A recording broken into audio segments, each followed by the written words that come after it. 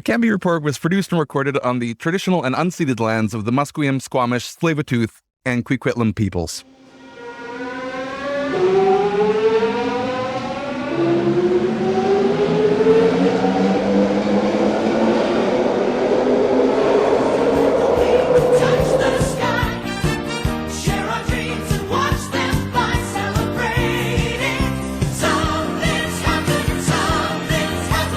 It's April 13th, 2023, and there are 1,283 days until the Vancouver municipal elections. This is the Canby Report. I'm Matthew Naylor. I'm Ian Bushfield. You're on the road. I am on the road. I am traveling, which is why I sound like I am being relayed through 5 satellites. But yes, it is a nice little vacation. I'm just headed up to the Sunshine Coast for a friend's wedding. Oh, that'll be lovely. Hopefully the weather is a little bit nicer. It's been kind of all over the place here the last few weeks. It says that it won't be, but fingers crossed.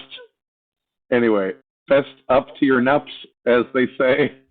Help Matthew afford to take more trips to sunnier destinations in the future. Patreon.com/Canby Report. Yes, Patreon.com/Canby Report. Your source for citizen journalism and my travel piggy bank. Yes, that's exactly how our agreement to pay me works. Lol, no, it isn't. Patreon.com/Canby Report. Thank you for everyone who has contributed up to now.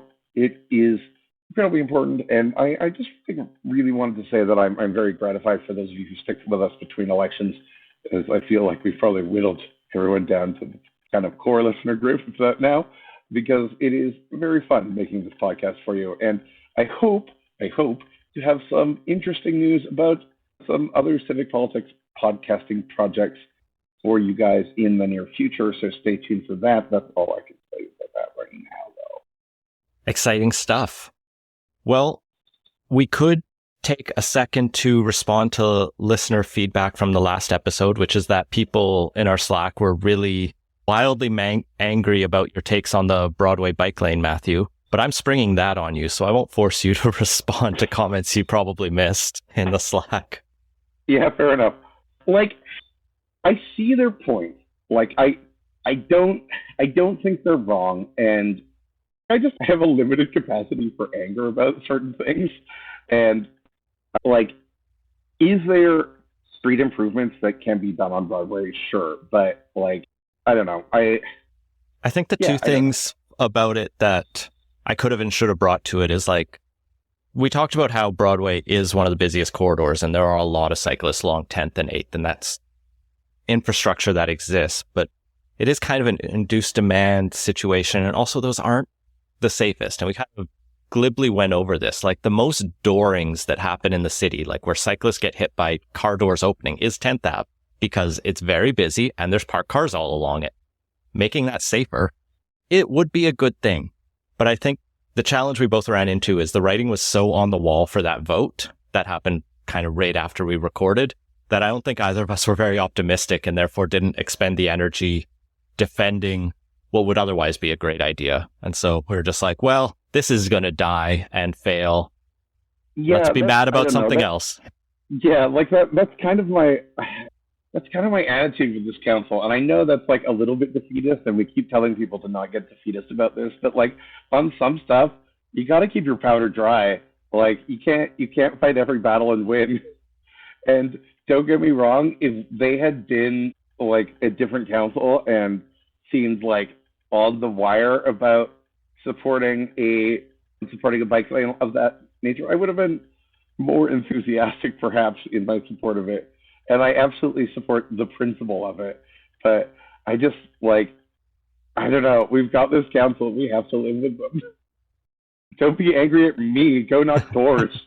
The battle that has come up is along Hastings Street and the downtown east side, as council has pushed city staff and the VPD into gear to clear the encampments, and it's happened. This was a few days ago, April 5th, actually, already. Wow, time flies over a long weekend. But yes, so this was a move that was initiated by the city. It was approved at a recent in-camera meeting. Incidentally, what I consider personally a improper use of the in-camera feature. I did but look this up. The Vancouver Charter does say that meetings can be done in camera or closed to the public if they involve, quote, the security of the property of the city or law enforcement if council considers the disclosure would reasonably expect it to harm the conduct of an investigation or enforcement of an enactment. So this was an enforcement and it's a stretch. That's bullshit. That's total bullshit. I don't think that's reasonable at all. Like, they knew none of the discussion that they were having before the fact that they would have taken the vote would have impacted the way that the police would have executed on the vote. Like, it couldn't have changed. Like, it's absolutely the enforcement and enactment, but knowing the debate process that went into it wouldn't have changed how the enforcement happened. It wouldn't have impacted the enforcement of an enactment. It would have just allowed us to see who was in favor of it. Like, I agree it should have been in public. It's chicken shit that it went on in secret. There was a leak of the memo that was circulated by staff that teased this. The Stop the Sweeps crew got a hold of this. So for all of the secrecy they had, they still have leaks at council, which is fun to see. But yes, police created their lines on April 5th with city staff. It seems like it went down non-violently as it could have. Like, there wasn't open brawling or reports that I saw of mass injuries. That's not to say it was peaceful or like pleasant. It was a, inherently aggressive move. And I think the fact there were just so many police on the scene kind of, gave notice that if you were there, all right, it's over. You've already lost. So this is in response to some of the things that have been happening on Hastings over the past year. Vancouver Fire Rescue Services reported more than 400 outdoor fires on East Hastings in the last 8 months that injured 4 people. The Vancouver Police Department also says that there has been a 9% increase in assaults in the neighborhood since last August when the encampment began. This is, of course, I don't know, it's a stat from the VPD, which, as we all know from that hilarious report that they put out, is total nonsense. They are not a reliable organization. They can also juice up false statistics if they want. Also, 9% isn't actually that much. We're in a pretty peaceful society. There aren't that many crimes or assaults happening regularly. So this could be, without seeing the actual raw numbers, an increase of 4 or 5 actual assaults, which could just be noise. Okay, fair enough. I don't want to minimize, assault can be a fucking life-changing thing for someone to have happen to them, and that's terrible and bad. But I also feel that the primary thing that we should be reading into this is that the VPD, I have lost faith in the VPD in terms of them reporting on our crimes, on the crimes that happen to society. Not you and I, of course, our crimes are all secret. But no, I think that the VPD can't be trusted because that report demonstrated they can't be trusted. They'll come out with bullshit. And to say that there's a 9% increase, I don't know what that means. I don't know how legitimate these assaults were. I don't know how many of them progressed to prosecution or conviction. This is nonsense. Yeah, and I think we'll come back to a larger discussion on the VPD and a number of related issues in a future episode, because there's a couple stories we had to cut from this episode because there's just too much going on. So that's kind of the motivation was fire rescue and VPD putting this to staff, and the broader, I think, desire within the ABC coalition and base to see something done. Now we know that housing is in the works and coming online in the coming weeks and months, and some of that was announced just a couple days ago, where a building at 12th and Granville was just purchased, as well as the Water Street RO Hotel is being reopened, giving a couple hundred homes, and there's another at least 150 or 200 coming online, but those aren't open yet. And so a lot of the criticism here was, okay, where are these people going next?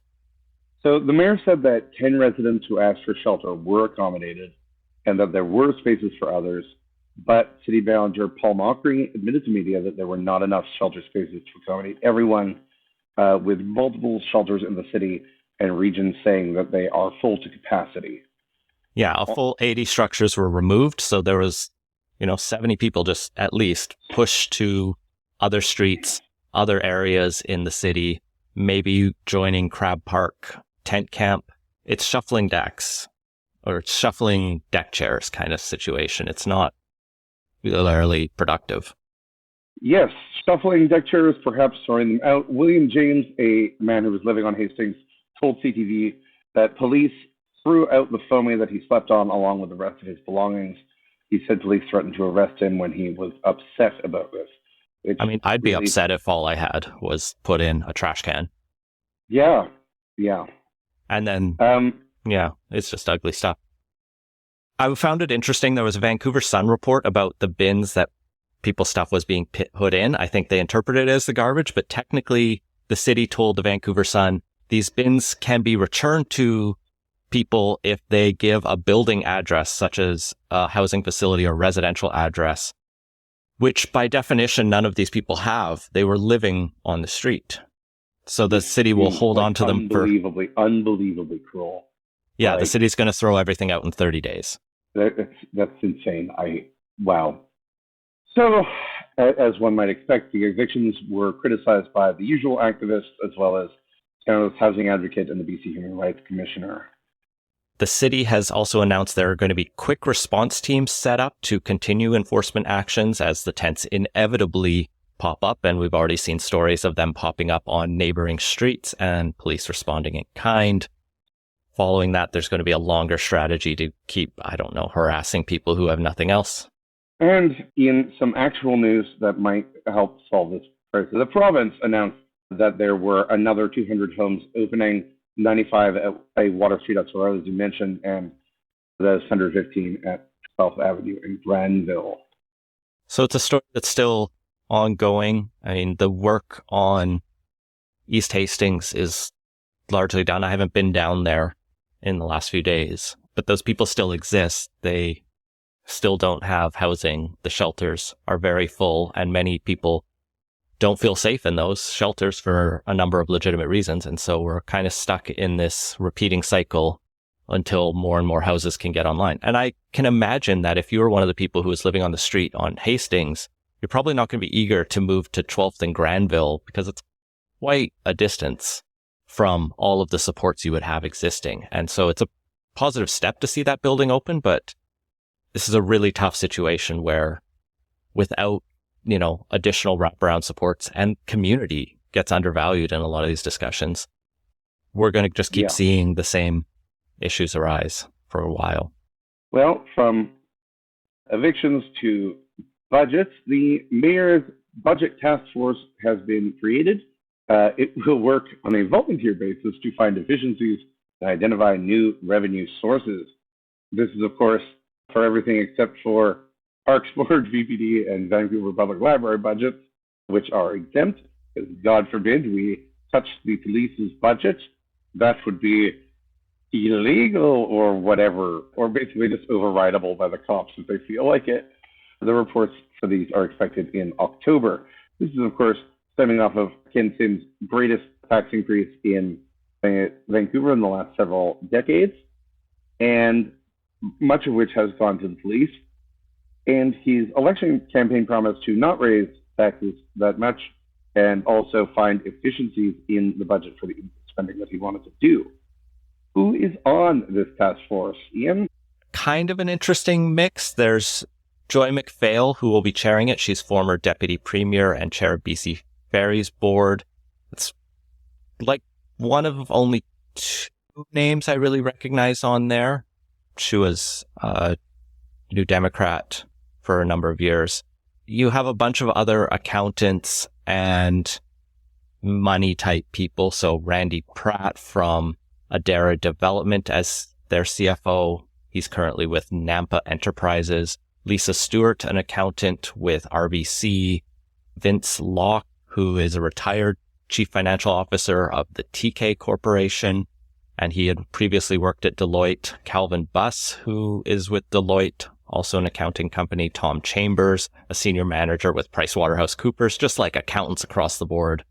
Bridget Anderson, current president and CEO of the Greater Vancouver Board of Trade, Kenneth Bay, who's the city's former director of planning and treasury, and Wade Grant, who has previously run for council, and we interviewed him on this podcast, Musqueam Indian Band member. And he has actually, I didn't know this, worked for Christy Clark's government and on the police board in the past. Yes. So, I mean, there are a bunch of very smart people on that panel, and I will be interested to see what they come out with, because, like, do I think that there is, to be honest, a ton of bloat in Vancouver services? Not really, but, like, there's always some excess. And so it's like that can be trimmed somewhere. And, like, there are inefficiencies in how Vancouver does run things. It's an overregulated city for sure. Is there a reason for that? Yes. Will I say that, like, man, it is nice to be back in a city where things don't look like kind of universally like garbage? Yes, that's very nice. God, the city, sight for sore eyes, holy shit. But, like, I'm a little skeptical as to them finding as much as, like, what Kempton's tax increase was going to, bring in revenue. I'm curious to see what they find on the revenue side. Maybe some, like, parking fees could be proposed and discussed by this council. That would be hilarious. Possibly a road tax would even better. But maybe there are other obvious revenue sources I'm missing, but those ones would be fun. I like the idea of just charging people a toll to come into Vancouver. Like, basically, no road tax in Vancouver, road tax, like, for Vancouver, no road tax. If you're coming into Vancouver, road tax. If they could work with Burnaby, New West, and the Tri-Cities, they could tax the bridges that get in there. Doing all of the roads between Vancouver and Burnaby might be a little bit tough. Every single one. The vote on this task force was pretty interesting. Make them manual tolls. It ended up passing unopposed. The Greens in one city had proposed a number of amendments, like bringing the VPD or park board into scope, but those were all rejected. And I believe Sarah Kirby-Young called them performative amendments to the motion, which was a bit rich given how amendments have been proposed over the past, always. Yeah. I mean, sure, whatever. Say the quiet part out loud, describe the thing that's happening. Have two people on council. All their amendments are fucking performative. Fuck off. Christine Boyle ended up voting for the final motion supporting this. The Greens decided to abstain. So we are now in the realm where... True heroism right there. Well done.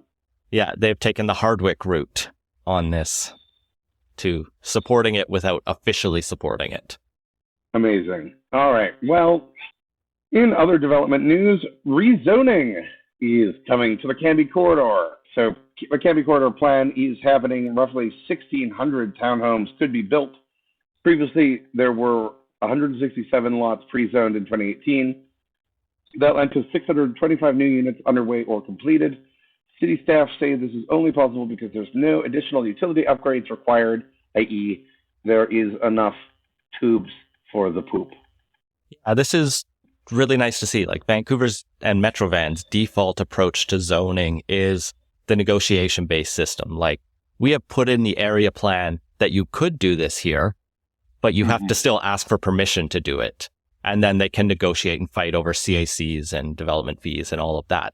This is going to make it easy to build townhomes in the Canby Corridor. Now, there's still lots of criticism you could have for this. It's not dense enough. It is not the entirety of the area, but it's still a pretty positive step forward, I think, to see this open in an area where there is the transit capacity.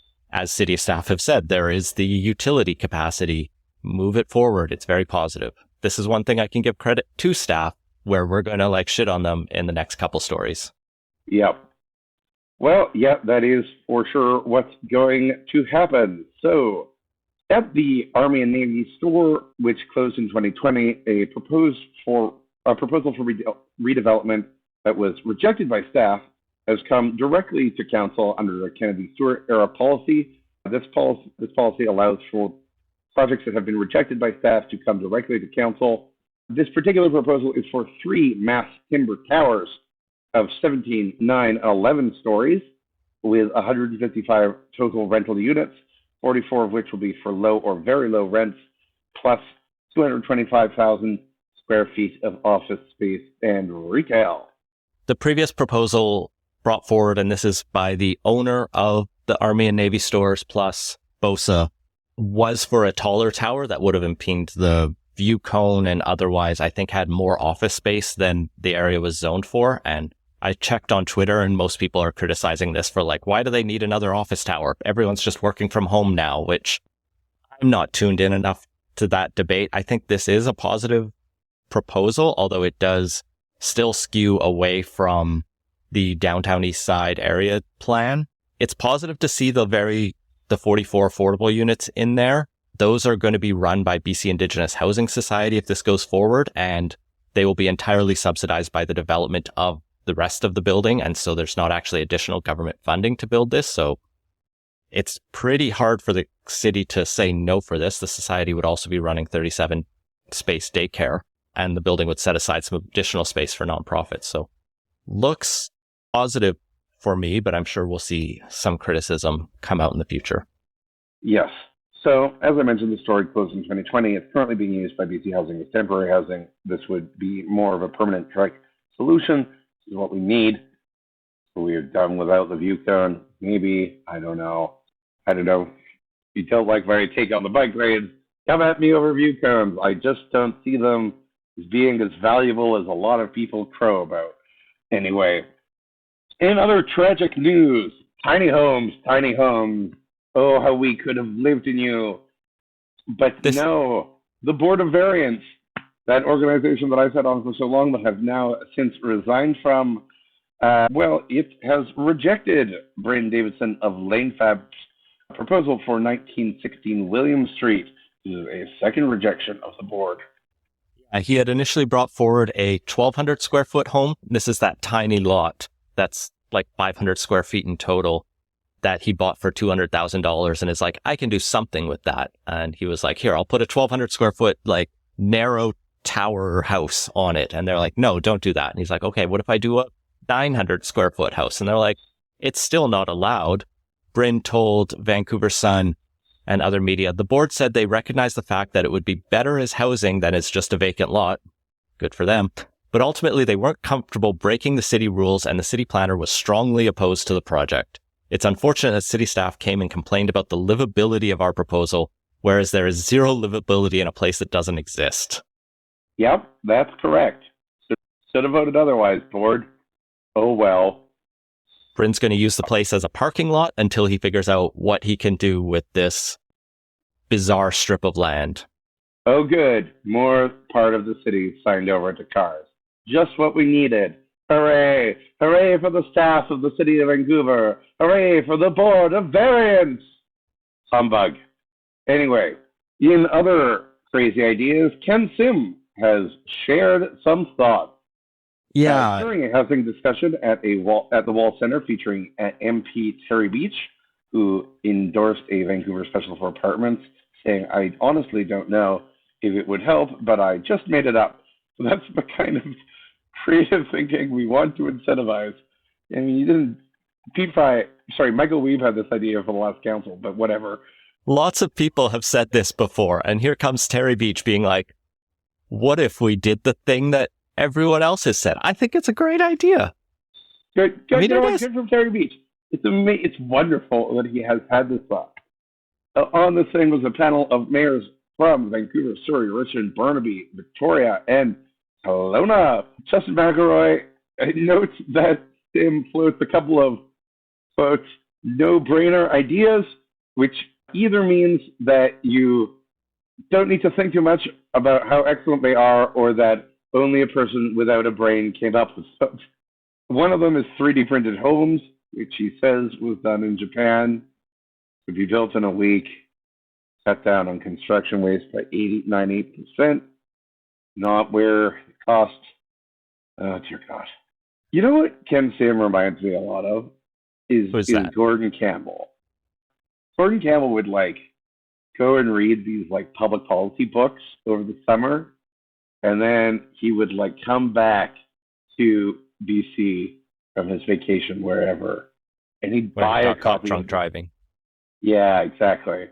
He'd buy a copy of this book for everyone in his cabinet, and they'd all have to read it. And they'd all get really into this book. And they'd govern by, like, bad policy book. And that's kind of what I feel like the mayor is doing here. Like, are 3D printed homes probably going to play a role in how we do construction in the future? Yes. Is that the obstacle to creating more homes in Vancouver? No. Land cost is. Like, is it a good idea to put 10 stories of housing on top of every school, getting a seismic upgrade? Maybe. Like, that's actually not a bad one. But, like, still, holy shit. It's just like, why do you think this is a problem? Anyway. Sim's, like, mild defense. I did try to find actual speech or, like, the event he spoke at, and I couldn't find further reporting on it. So Justin McElroy may have just picked out the most, like, absurd things said, but he did still say them. So, yep. Oh, this man is mayor. We're formed into sentences that were apparently generated from thoughts that originated in the mayor brain. There we are. We'll come back to Mayor Brain in a second. If you are, Sim is the smart mayor in this episode. Yeah, good stuff. So, if you are wanting to drown your tears after listening to this, and don't worry, folks, we ain't seen nothing yet. Read Mayor Brain, but you now have 6 whole plazas that are now permanent drinking locations. They will go year-round in 2023-2024. This is Cambie Street at 17th, Cambie Street at 18th, Granville Street and 13th, Granville Street and 14th, 855 West Hastings, Main Street and 21st, and the Little Plaza at Maple Street and 4th Avenue, which, to my count, is 7.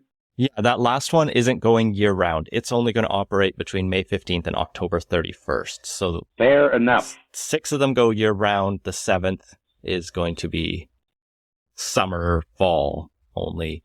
These are kind of following the pilot projects that the city was doing. Each of these is going to be run by their local BIA, or in the case of the Main Street one, by Little Mountain Neighborhood House and just residents. So that one will be the cool one.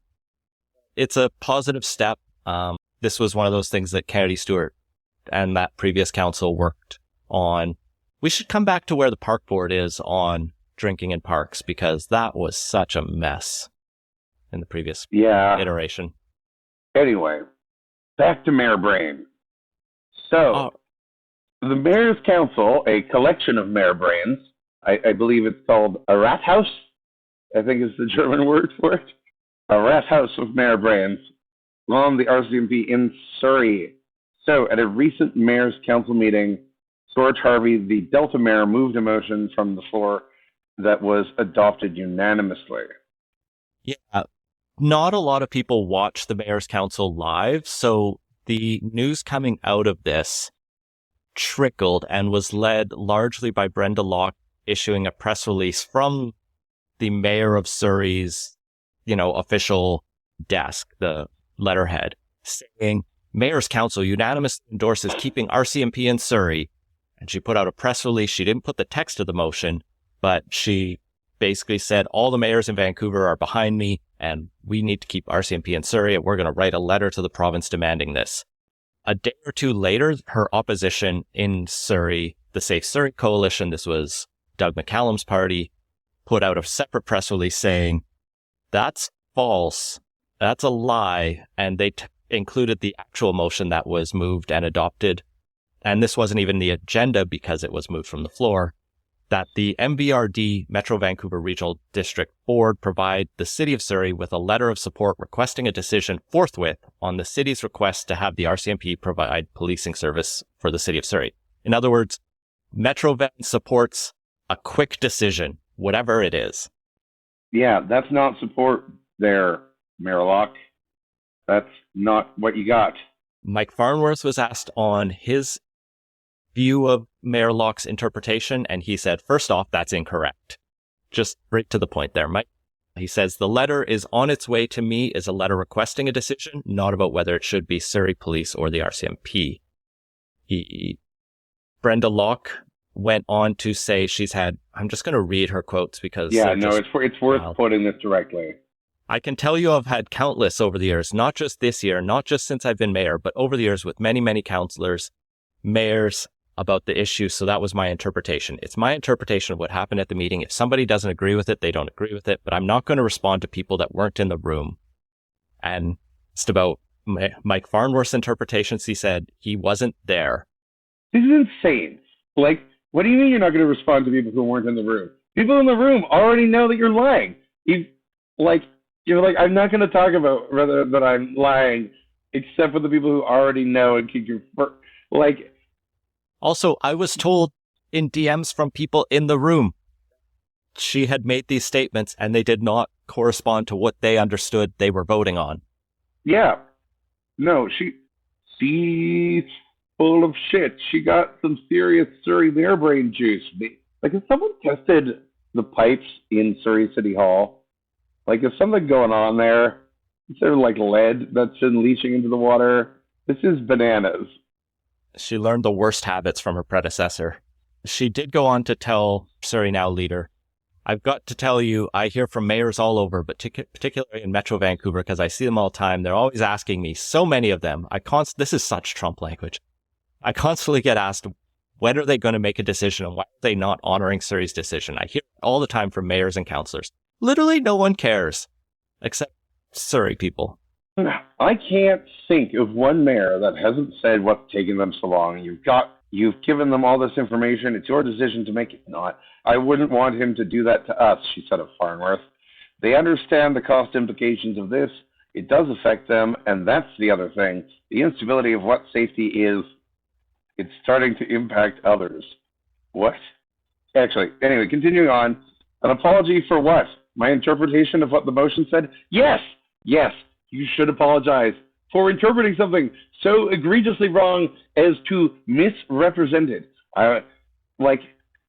Who knows what's in the heart of another? The Now leader story is so good. They go on and say, like, all right, who wrote the words that you put out in this April press release that contain quotation marks? She said, we get statements that are written here, and then I look at them, so sure, that's how everybody does it. And they said, no, but who actually wrote them? And she says, I don't know who wrote it, honestly. I don't know a thing about it. She did review it and sign it off, though. All right. So from too much communication to too little, the school board is a secret shadowy cabal deciding what your children learn. The VSB is under criticism from former trustee Ruth Herman for their meetings still being online only. She tried to go to an April 3rd special board meeting in person because she wanted to see the draft budget discussion. Now, the main budget discussions are happening on April 19th and 26th. Those are online meetings. And apparently so was the April 3rd meeting. And when she got to the offices, the doors were locked and she eventually spoke to vice superintendent who told her attendance was barred because of COVID-19 still. Later, a spokesperson, Gianna Cho, for the board said that specific meeting was closed, quote, because it was a board meeting that dissolved into a committee meeting of the whole, meaning it was for trustees plus representatives of stakeholder groups, including teachers, administrators, and support staff. That doesn't answer the question to me. Everyone's a stakeholder in a public enterprise. Like the schools. Herman also complained that she wanted to go in person to have a paper copy of the budget, and Chow told the Tyee that everything is electronic, so she wouldn't get a paper copy. That I find very believable. Yeah. It's unfortunate. I can see the value in giving some paper copies if requested, but I'm also like, these are big documents and paper waste is a real thing. So theoretically, she should have registered to speak in advance of the public online meetings on April 19th or 26th. No, I don't really buy that. These are public meetings. They should be open to the public. That's bullshit. Democracy does not happen in darkness. Going the complete opposite way, in my neck of the woods, the Coquitlam School Board is only letting people come in person. They have officially ended the practice of live streaming their meetings since they are all meeting in person now. They have had been live streaming them through the pandemic when they're meeting online or in hybrid form. But now that all of their trustees are expected to be in person, you just have to go to their office on whatever, I think it's a Monday evening at 7 p.m. Particularly if you have kids, that'll be super easy, as many parents of school-age children do. Yeah. I mean, like, in principle, I find this not technically as bad as the other thing that's happening, but, like, come on. Just stream the meetings. Yeah, especially since everywhere already bought and set up the stuff. Like, it's one thing, especially in, like, Coquitlam or Vancouver, where everybody's barely able to get to the board in person, theoretically. Mm-hmm. But you get into northern or remote rural areas, and it could be a 2-hour drive to get to your school board meeting. So they could all be streamed. This could be something the province easily supports and requires, as well as allowing in-person attendance, because in-person is different and more valuable in many ways. As Herman points out in the discussion, she could go and ask questions of trustees after the meeting informally. Like, I didn't fully understand the budget, but I didn't have like a formal question. Just help. That's good stuff. Democracy is a messy thing we're working on in a digital age, but like, don't do stupid shit, folks. It's, I don't know, frustrating. If you're doing something that lets fewer people interact with your meetings, you're probably doing democracy. Yeah. Except in that case we mentioned a couple weeks ago where they like blocked Action for Canada and the conspiracy cranks. Like, that's my exception here. Yeah. Well, no, I don't have a segue. We're just going to jump right into Vancouverata. Vancouverata is the way we end every episode of the Canby Report. It is a little tidbit from Vancouver's history, and today it's also a mystery. Yeah, this story comes via Ali Turner at Vancouver is Awesome. Headline, illegally installed plaques commemorating a Vancouver's bus route, a mystery, says city. So Turner reports on a series of plaques, little metal ones attached to lamp posts that no one knows who installed, but they read, residents' political lobbying and petitions produced the much-needed 49th Ave bus route, which began on March 21st, 1975.